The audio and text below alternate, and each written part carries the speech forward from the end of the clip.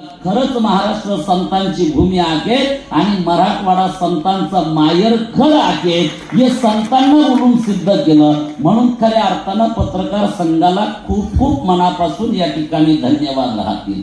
पूज्य जगद्गुरु स्वामी शांतिगिरी महाराजांचं सध्या मौन आहे। पूर्वी पण त्यांनी अखंड 9 वर्ष मौन पकडलेलं होतं, 9 वर्ष मौनात होते। आताही सध्या मौन आहेत म्हणून त्यांच्या वतीनं संदेश शुभेच्छा देण्याची संधी लाभली। बाबांनी लिखित स्वरूपामध्ये एवढंच सांगितलं, स्वामी विवेकानंद म्हणले होते का माझ्यापेक्षा 1000 पटीनं मोठा व्हा। आज पूज्य जगद्गुरु स्वामी शांतिगिरी महाराजांचा एवढा संदेश आहे का तुम्ही बाबांपेक्षा आणि मंचावरच्या मान्यवरांपेक्षा 1000 पटीनं मोठे हो। हाच बाबांचा आशीर्वाद आपल्या सगळ्यांना राहील। आणि जाता जाता एक संदेश बाबांनी अत्यंत महत्त्वाचा दिला।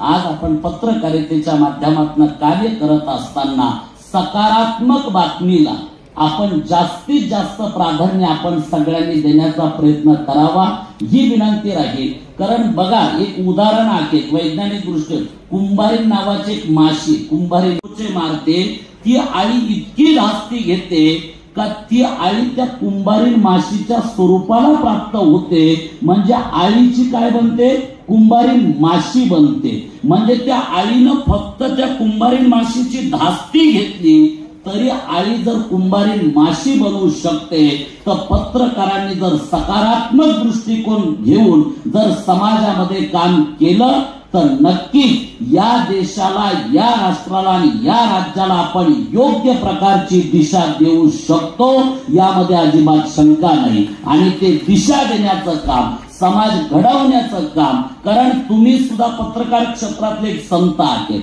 संतांचं आणि पत्रकारांचं कार्य जर विचार केला तर एकच आहे, समाजाला घडवणं, समाजाला दिशा देणं आणि ते कार्य निरंतरपणे तुमच्या हातून घडत राहो हीच सदिच्छा शुभेच्छा पूज्य जगद्गुरु स्वामी शांतिगिरी महाराजांच्या वतीनं आपण सर्वांना या ठिकाणी देतो।